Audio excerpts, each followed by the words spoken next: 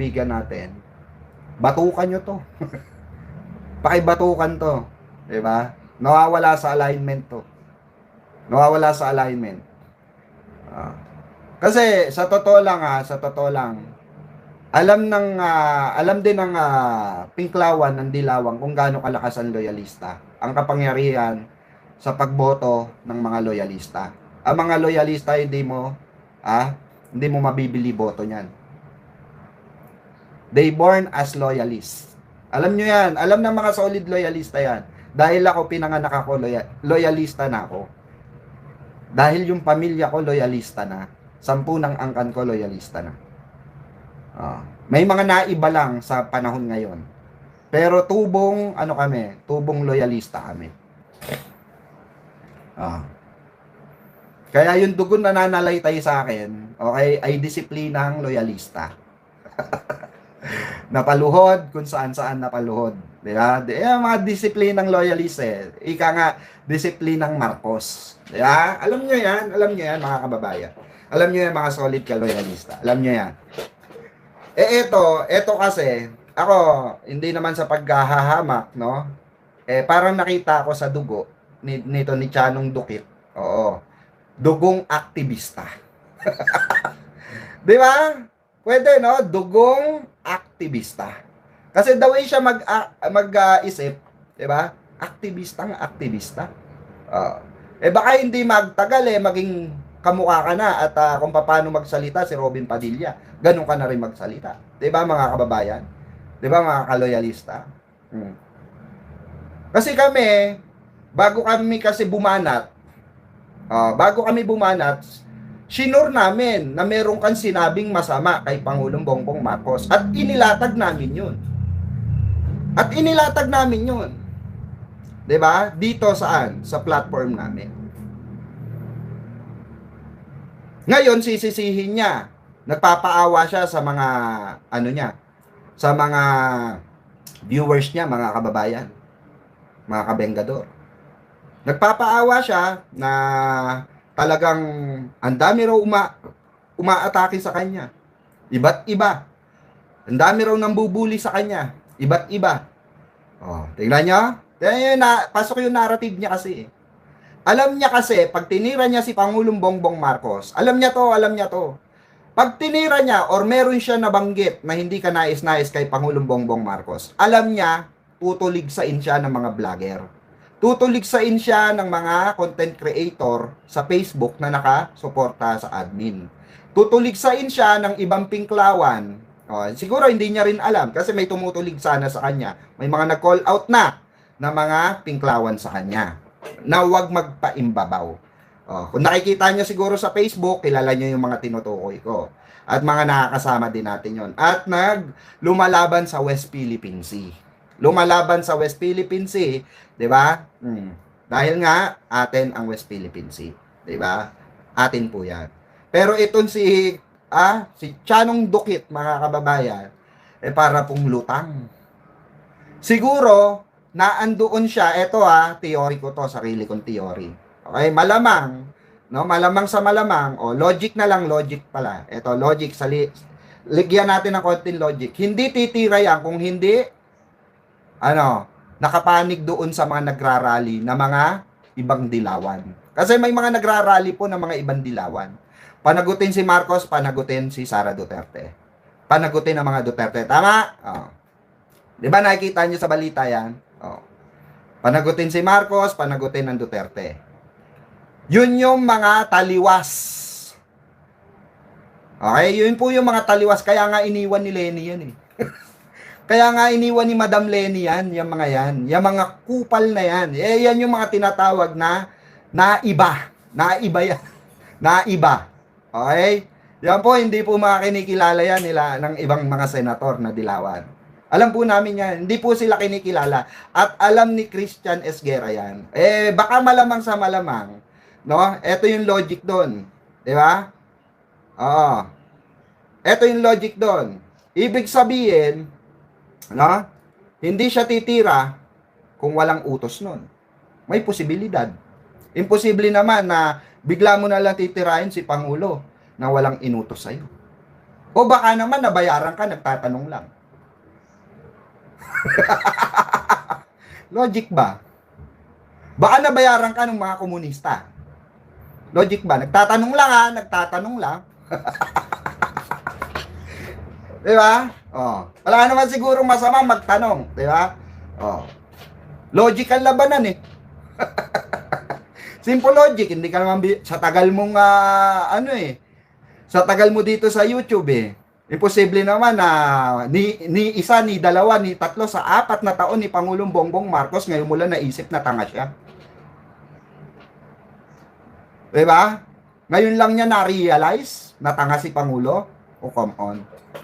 After 4 years? Kasi first time niya pong sinabi yan na tanga si Pangulo. Either tanga ka, or kasabwat ka, or both. First time niya sinabi yan, papatapos na si Pangulong Bongbong Marcos. Patapos na kasi ang termino ni Pangulong Bongbong Marcos. Di ba? Kaya nagtataka kami, Christian, kung bakit mo nasabi yan. Nabayaran ka ba? Tatanong lang ha. Kasi yung logic eh. Iniisip namin yung logic eh. Na all of a sudden, bigla kang tumira ng ganyan. Hindi kaya meron nasa likod mo. Imposible naman walang nasa likod mo at kakalabanin mo kami. Imposible naman yon, di ba mga kababayan? Kagaguhan naman siguro yon, di ba? Natitirahin mo si Pangulo at alam mo marami kang makakalaban, babangga sa'yo at magpapatumba sa channel mo. Di ba? At yayanig sa buong pagkatao mo. Posibleng hindi mo alam. Oo, alam mo yon. Saan ka kumuha ng lakas ng loob kung walang nasa likod mo na tao? Di ba? Logic. Posible naman yon. Di ba? So, may posibilidad. May posibilidad din, Christian, no? Shannon Dukit. May posibilidad din na ikaw ay nabayaran, ganun ba yon? May nag-control, ganun ba yon? Nagtatanong lang ha. Pwede mong sagutin. Diba? Kasi yung mga ganyang galawan, DDS yan eh. Kaya kami nagtataka bigla, mga kababayan. Galawang DDS yan. Yung mga ganyan narrative. Yung narratibo ni yung mga logic na binabato. DDS yan. Kaya nga sabi ko sa inyo eh. 'Di ba? Saan mo hinugot yung narrative na yan? Saan mo hinugot yung logic na yan? Kung hindi sa DDS mo rin naman narinig yan. Posibleng hindi. 'Di ba? O ba, eto nagtatanong lang, may nagpondo ba sa'yo doon sa mga nagrarally? Baka pinondohan ka ng mga nagpopondo na nagrarally ng mga dilawan. Nagtatanong lang ha. Baka naman magalit ka. Nagtatanong lang si Birador Pecuarito. Huwag kang magilty. Kasi nakakapagtaka po eh. No? Na all of a sudden, naging tanga ka bigla. Diba? Okay. Kay Erice na mangmang. Si Erice na mangmang, sayang. Actually, binitbit din namin yan sa Caloocan. Dito sa Caloocan. Nasa south na kasi ako, pero dati dun sa north. Nung nasa north ako. North Caloocan, mga kababayan. Binitbit din namin yan. Bitbit namin yan. Distrito niya. Bitbit namin yan. Nila Sentry. Erice. Kong Erice. Pero nung nagulat ako eh. Tanga din pala. Bobo din pala. Actually, talo pa nga ni, yan eh. Talo pa nga ni biyahe ni ko yan sa pag-iisip eh. Kaya pag tumakbo as congressman si, dyan sa, dito sa South. Pag tumakbo as congressman, dumating yung panahon. Boto nyo po si biyahe ni Kuya. Advance eh. Hindi, so suportahan natin yung kaibigan natin, 'di ba? Kasi matino mag-isip 'yan eh. At laking laking hirap 'yan, 'di ba? Laki sa paghihirap 'yan. Kaya nga ito nga mga kababayan, itong kaso ni ni Christian maraming nananawagan. Marami po nananawagan na dapat daw mabigyan ng leksyon. Kayo ba mga kababayan, sa tingin nyo, Dapat ba siyang i-report sa KBP? Dapat ba siyang pansinin ng KBP at tanggalan ng lisensya as journalist? At dapat din ba siyang kasuhan? Dahil sa paratang niya kay Pangulong Bongbong Marcos. Di ba? Paratang po kasi yun eh. Yeah, nagbabato ka ng isang logic na klase ng paratang.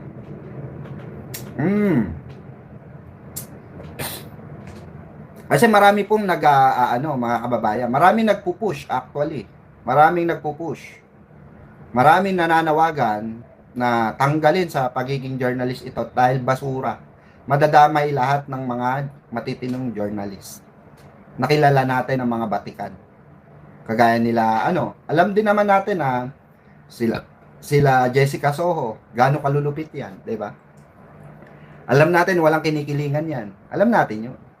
'Di ba? Alam natin 'yun. Pero never natin narinig si Jessica Soho kahit kaninong presidente ng Pilipinas na nagsabi siya ng tanga. 'Di ba? Iba kasi advocate nito ni ina-advocate nito ni Christian Esguerra, mga kababayan. Oh. Siguro nga, 'di ba, may tendency nakakampi siya doon sa mga nagrarally na dilawan. Part siya noon. Kasi ito po para sa kaalaman ng lahat. Ang dilawan po at pinklawan, hindi po kasali doon sa mga nagrarally na mga dilawan na pinananawagan si Pangulong Bongbong Marcos resign. 'Di ba may mga nakita kayong gano'n? Marcos resign, panagutin si Sara, panagutin si Marcos. Di po sila kasama ron. Ang kasama po doon, mga kababayan, yung mga suwail kung tawagin. Sumasama sila sa ibang dilawan para dumami. Sino po nakasama doon sa or nakapanood nung unang attend namin? Kami po nila Attorney Recto ng Bunyog Party List. Kasama po ang Magdalo Party List. Kami po, magkakasama po kami ron. Nasa isang po kami listahan. Ngayon, may mga dumating doon, nakihalo na lang. Panagutin si Marcos, panagutin si Duterte. Dumating na lang sila ron. Pero ang panawagan namin noon, Sara resign lang. Sara resign. Ikulong si Sara. Panagutin si Sara. Yun yung panawagan, yun yung main topic doon at main goal doon. Pero ang ginawa nito ng mga siraulo, ng mga dilawan, di na ako magbabanggit ng pangalan. Okay, baka may masaktan. Babae ang namumuno doon. Kilala nyo? Tumakbo din, kaso hindi nanalo. Hindi nanalo. Sa isang lalaki. Hindi nanalo. Kilala nyo yung tinutukoy ko. Isang babae sa lalaki, hindi nanalo. Tumakbong senador. Hindi nanalo sa partid doon sa sa side ng dilawan. Hindi sila nanalo. Sila po ang nagano nun, organize nun. Inano na nga lang namin Inano na lang namin. Kasi sila yung nag-impeach, nag-demanda or nagsampa ng impeachment kay Sara. Kaya sinuportahan namin doon sa impeachment. Pero hindi sila nanalo. Ba? Kaya alam namin kung sino yung mga nasa likod niyan nila Esguerra. Alam namin kung sino kadikit niyan. Kaya nga yung mga ibang pinklawan di dumidikit diyan Kahit Magdalo hindi dumidikit diyan. Hindi dumidikit diyan. Sila Lenny umiwas diyan. Mga aktivista kasi talaga yan. Si Madam Lenny gusto ng katahimikan. Ang pinklawan gusto ng mga asensong bansa. Ayaw nila yung maraming cheche-bureche, dakdak. Tignan nyo, for example, nanalo si Madam Lenny. Si Mayor Lenny, for example, nanalo. Iyan pa rin ang mga magkakasama. Baka tulig sa impanganyan sila Madam Lenny. Yung mga yan, yan pa rin yung mga magkakasama. Pero ibang kulay na. Kasi meron silang sariling agenda, meron silang sariling plataforma na gusto nilang i-apply sa mga ibang pinklawan, dilawan. Kaya po, real talk yun, totoo yun, kahit sinong tanongin nyo. Kaya naghiwalay ang pinklawan. Dati dilawan yan si, way back before dilawan yan si Mayor Lenny. 'Di ba? Si BP Lenny. Alam nyo yan, alam natin lahat yan, dilawan yan. Pero bakit umalis ng dilaw at naging pinklawan? Bakit may sarili na silang biglang kulay? Just because ayaw na niya madrag. Dahil siran-sira nung time na yon, si Pinoy. Alam nyo yan. Diba? Alam nyo yan, alam nyo kwento niyan. Hindi na lang kasi na pag-uusapan. Pero pag pinag-usapan, mamaya pag-uusapan namin sa podcast namin sa podcast namin ni Boss Takero. Kasi yan po, yung sila Esguera, yan yung mga naiwan na mga suwail. Mga suwail na dilawan. Kasama niya yung mga apo. Kaya galit sila kay Marcos.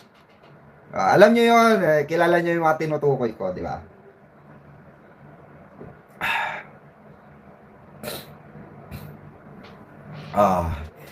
Kaya po sana, no? Kaya po sana maging bukas ang ating kaisipan, 'di ba? Kasi pagkasarado ang kaisipan natin sa mga ganitong klase ng naratibo na binabato nila, madadala kayo eh. Madadala kayo. Kailangan marunong kayong mag-progress. Marunong po kayong mag-develop ng mga binabatong naratibo. Ng mga suwail. Ang tawag namin kasi diyan, suwail na dilaw. Hindi kasi lahat ng dilawan, mga kababayan, okay. Hindi lahat ng pinklawan, masama. Okay? Lahat yan mabuti. Yung karamihan, majority dyan mabuti. At yun po yung mga kaibigan namin. Yun yung mga kinikilala namin. At yun yung mga binabatuan namin ng respeto. Kaya sana wag lang mag-cross ang mga landas natin. Hindi ako ngayon pala magsasalita na ako ng tapos. Hindi sa nag-ano ko. Wag lang mag-cross ang landas natin. 'Di ba? Baka 'di ba? Baka yung panga mo. Baka yung panga mo ma-dislocate na lang, 'di ba? Mahirap 'yun. At walang makaawat, 'di ba? Mahirap 'yun. Baka yung panga mo biglang ma-dislocate na lang. Magulat ka na lang nasa ospital ka na, nagpapaayos ka ng dislocate na panga, 'di ba? Di ba? Kasi pang animal na mindset yung mindset mo eh. Di ba? Tiyagong dukit. Kaya ito pong nung mga supporter niya, galit na galit kay Yuse Claire. Okay? At ngayon nga ginagaslight nila itong issue kay Yuse Claire Castro, mga kababayan. Which is ang yun sinasabi ni Yuse Claire na ibang mga guro. May mga ibang guro. Yan yung ginagaslight nila ngayon. Tinitira na rin nila si Yuse Claire. Yung mga ibang kapanalig nito ni Chanong Dukit. Para tirahin, mag-join force sila together with DDS para sirain ng administrasyon sa mga teacher. Pero malinaw naman, mga kababayan. May panonood ako sa inyo. Malinaw na malinaw. Ito po. Yung sinabi ni Yuse Claire. Okay? Malinaw na malinaw po. Kaya dun sa mga supporter ni Christian Esguera, huwag na kayong mag-gaslighting. Huwag na kayong mag-gaslight. Para lang makabawi. Sabihin nyo sa idol nyo, sa amin bumawi. Durog eh. Pansin nyo, durog si Christian Esguera. Durog channel, di ba? Di ako na magtataka. Madepress yan eh. Madidepress yan. May stress yan. Biruin nyo, nanggaling siya sa 715k. Ngayon, ilan na lang? Tignan nga natin, ilan na lang siya ngayon. 15k subscriber. Ilan na lang siya ngayon? Kasi every 24 hours nagge-generate po. 707 na lang, mga kababayan. ibig sabihin 8,000 sa loob ng 2 araw. Kasi sa sa 24 hours, saka lang po nagge-generate yan ng maayos. Generate ng maayos. So, yung pagbawas-bawas niya, hindi dire-diretso. Kunwari, nag-unsubscribe kayo ngayon. Ayan, kunwari, ayan pakita ko. Diba? Nag-unsubscribe ka dyan. Pag pinindot mo yan, unsubscribe, mababasa pa ni YouTube yan. 24 hours. Pag napansin ni YouTube na maraming nag-unsubscribe sa'yo, babaksak po yung popularity mo. Babaksak yung algorithm mo. Alam ni Christian yan. Oh. Kasi parang ibig sabihin nung kay YouTube, wala ka ng kredibilidad. Oh. Imagine niyo, oh. Dati-rate, ito, oh. Nung hindi pa siya nagsasalita ng regarding sa tanga-tanga na yan, umaabot po ng 100 plus. 100 plus po ang kanyang hanggang 500 plus yung kanyang views. Imagine niyo ngayon, may ilan na lang, oh. Oh. Yan, para mas malinaw dito. Makikita niyo ilan na lang, oh. Oh. One day ago, 56k lang. Samantalang dati, 51k one day. Samantalang dati, mga kababayan, pag one day ago, kaya sa channel ng Facts First ni Christian Esguerra, umaabot na po agad ng 100 plus k ang viewers niya or ang views ng video niya. Pero ano nangyari ngayon? Ibig sabihin, literal, ibig sabihin, pro BBM ang mga nakasuporta sa kanya, ang mga nanonood sa kanya, ang mga alive na alive, 'di ba, sa channel niya. Oh. Kasi hindi naman siya bababa ng ganito kung walang nanonood sa kanyang BBM supporter. 'Di ba? Hindi bababa, pero bumaba. Bakit po? Bumaba. Kasi nga po, 'di ba, nabawasan yung kanyang mga tagapanood. Nabawasan yung kanyang mga subscriber kasi nga active ang mga loyalist followers. Alam natin yan. Nakaabang sa kung saan magagandang balita at nagagawa ni Pangulong Bongbong Marcos ng ating administrasyon.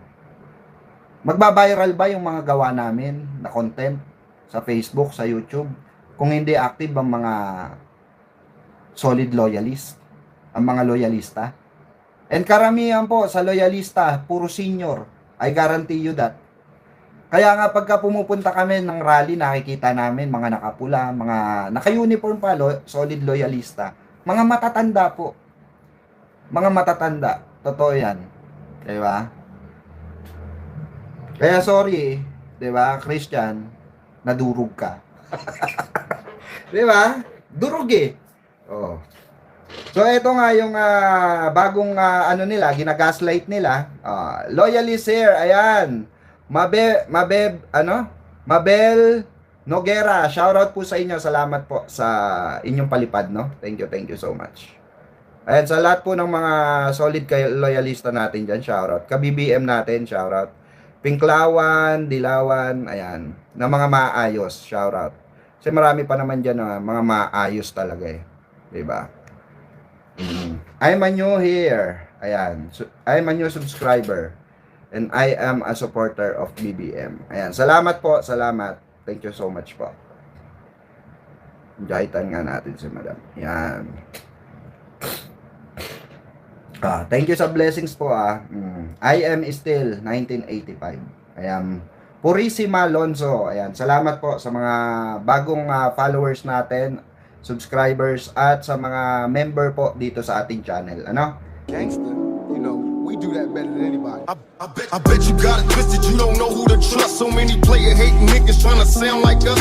Say they ready for the front, but I don't think they know it. Straight to the depths of hell is where them cowards going. Well, all you still down, nigga, holler when you see me. And let these devils be sorry for the day they finally free me. I got a caravan of niggas every time we ride, hitting motherfuckers up when we pass by. Until I die, live the life of a boss player. Cause even when